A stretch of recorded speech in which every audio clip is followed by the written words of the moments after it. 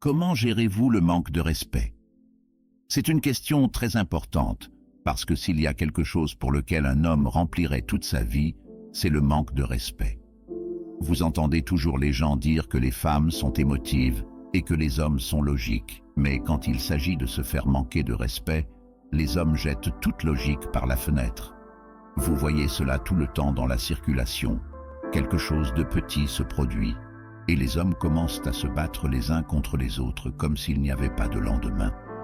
Voici la sombre réalité dans le monde entier. Il y a beaucoup de gens dans des cellules de prison qui s'enfuient. Ils ne goûteront plus jamais à la liberté. Tout cela parce qu'ils ont mal géré le manque de respect.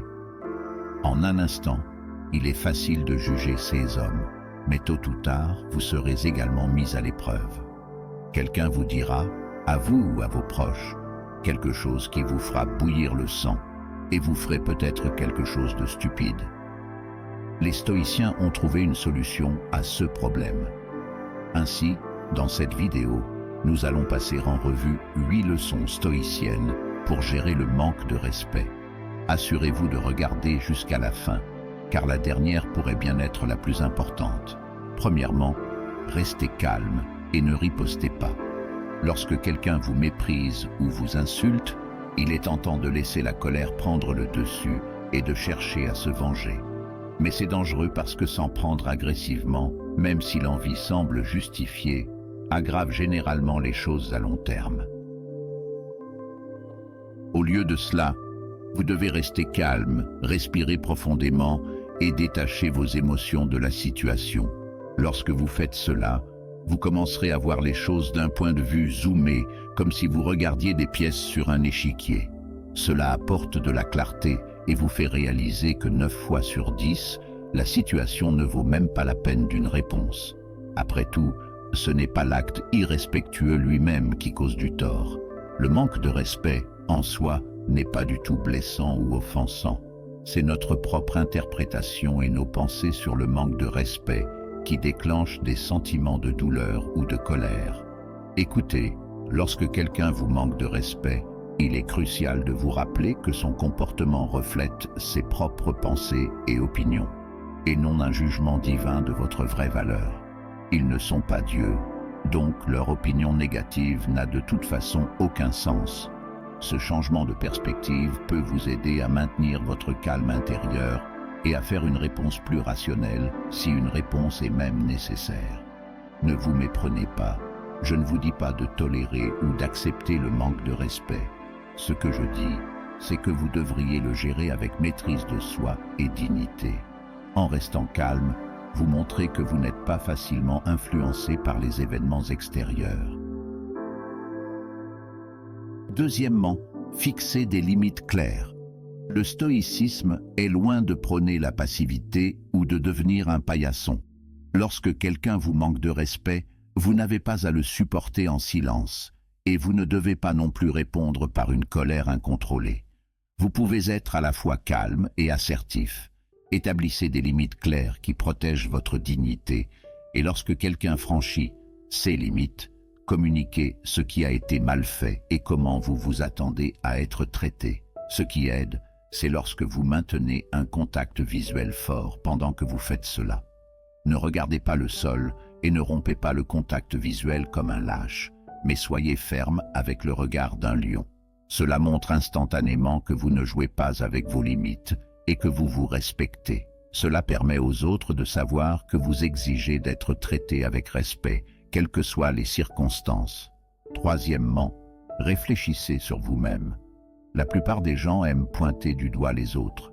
Selon eux, c'est toujours la faute de quelqu'un d'autre, et ils n'ont jamais rien fait de mal. Il est important de toujours réfléchir sur soi-même et de rester brutalement honnête avec soi-même.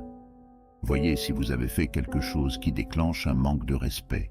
Posez-vous des questions comme « Y a-t-il une part de vérité dans ce que la personne a dit ou fait? Est-ce que j'ai dit ou fait quelque chose qui a provoqué la situation ?» Vous pouvez arriver à la conclusion que vous avez vous-même fait une erreur et que de simples excuses pourraient désamorcer la situation. Réfléchissez toujours sur vous-même.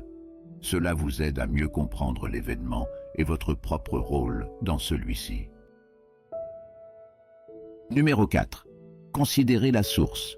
Lorsque quelqu'un est insultant ou dégradant, faites une pause pour réfléchir avant de réagir. Leur comportement est-il le reflet de leur propre douleur, de leur insécurité ou de leur ignorance plutôt qu'un jugement précis sur vous? Ne prenez pas personnellement les brèves interactions. Comme l'a dit Sénèque, celui qui s'offense quand il n'y a pas d'offense est un insensé, mais celui qui s'offense quand on a l'intention de l'offenser est aussi un insensé. Car le sage ignore les insultes. Ce que les gens attaquent en vous reflète souvent ce qu'ils attaquent en eux-mêmes. Alors laissez-le rouler sur votre dos et ayez un peu de compassion parce que certaines personnes se détestent. Numéro 5. L'acceptation. Peu importe qui vous êtes, vous ferez face à un manque de respect dans votre vie.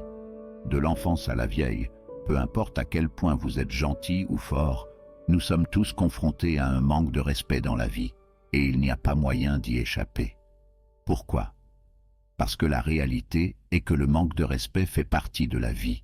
Nous devons accepter cette réalité et nous concentrer sur ce que vous pouvez contrôler. En fin de compte, c'est la façon dont nous y réagissons qui réside dans notre pouvoir.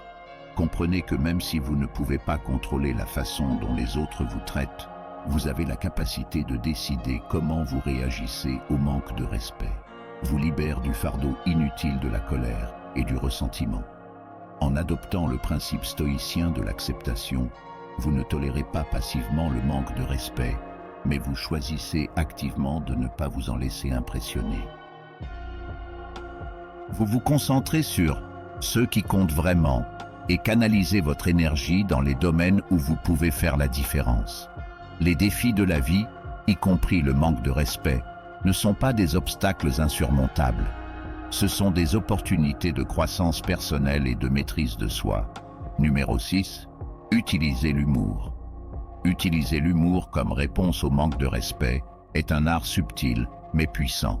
C'est une façon très sous-estimée de désamorcer des situations tendues. Imaginez que l'on vous manque de respect et qu'au lieu de combattre le feu par le feu en vous mettant en colère ou en vous mettant sur la défensive, vous êtes léger et répondez par une blague drôle et pleine d'esprit. Cette touche d'humour déplace l'énergie de l'interaction et vous verrez souvent la personne qui vous a manqué de respect commencer à se sentir mal à l'aise parce que votre légèreté montre clairement que vous n'avez pas de mauvaises intentions. Cette approche montre que les gens manquent souvent de respect en raison de leurs propres insécurités ou frustrations et qu'une réponse humoristique peut les prendre au dépourvu, entraînant un changement dans la dynamique de la conversation. En employant l'humour, vous faites preuve d'intelligence émotionnelle et de maîtrise de soi. Vous choisissez de vous élever au-dessus de la négativité et de créer une atmosphère plus positive, même face au manque de respect. Cette pratique n'a pas pour but de rabaisser ou de rejeter le manque de respect. Il s'agit plutôt d'un moyen de désamorcer les tensions et de promouvoir des interactions plus respectueuses et productives. Il met en valeur votre capacité à garder votre sang-froid et à réagir de manière créative. Septièmement, pratiquez l'écoute active. Cela peut sembler fou, mais parfois, la meilleure façon de faire face au manque de respect est simplement d'écouter. Écoutez la personne irrespectueuse pour mieux comprendre ses préoccupations et ses problèmes. L'écoute active est un super pouvoir. Il s'agit d'être à l'écoute des préoccupations ou des problèmes de l'autre personne, même si sa prestation manque de respect. Au lieu de réagir de manière défensive ou de les exclure, essayez simplement d'écouter activement. Vous voulez comprendre la racine de leurs préoccupations, même si elles sont masquées par un manque de respect. En faisant cela, vous démontrez que vous voulez avoir une vue d'ensemble. L'écoute active vous permet d'éplucher les couches d'irrespect et de voir les problèmes sous-jacents. Encore une fois, l'approche stoïcienne ne consiste pas à condamner ou à excuser un comportement irrespectueux. Il s'agit de favoriser la compréhension et l'empathie. En écoutant activement, vous montrez que vous ne permettez pas à leur comportement négatif de déclencher une réaction défensive. Au lieu de cela, vous répondez avec curiosité et compassion. Maintenant, ce n'est pas facile à faire. Cela vous oblige à rester stoïque et à faire preuve d'intelligence émotionnelle. Mais si vous y parvenez, vous rencontrerez parfois des problèmes que vous n'auriez pas pu trouver autrement. Gardez à l'esprit que parfois, une personne peut avoir une bonne raison d'être contrariée, mais ses émotions peuvent altérer la manière dont elle exprime son ressenti. Huitièmement, choisissez le pardon. Lorsque la plupart des gens ne sont pas respectés, ils explosent de colère. Mais l'option supérieure serait en fait de pardonner. Les stoïciens croient que le pardon n'est pas une faveur pour les autres, mais un cadeau que l'on se fait à soi-même. Pensez-y, s'accrocher au ressentiment, c'est comme être enchaîné. Et bien que vous puissiez penser que votre ressentiment est justifié, la réalité est que votre ressentiment ne fait que vous limiter et personne d'autre. Le pardon est la véritable clé de la paix intérieure et du bonheur. Cependant, le pardon n'est pas toujours facile. Parfois, cela prend du temps, et cela ne signifie pas oublier. Que s'est-il passé? Au lieu de cela, cela signifie choisir de laisser aller les émotions négatives qui vous nuisent plus que quiconque. Nous devons pardonner aux autres, mais pas imprudemment. Pardonner avec sagesse, compassion et justice. Écoutez, le pardon n'est pas un signe de faiblesse mais de force. Ce n'est pas la reddition mais la victoire. Ce n'est pas un sacrifice mais une récompense. Le pardon est l'acte ultime de prendre soin de soi et de grandir personnellement. D'ailleurs, si vous voulez passer au niveau supérieur dans la vie, n'oubliez pas de montrer un peu d'amour en appuyant sur le bouton « J'aime » et s'abonner.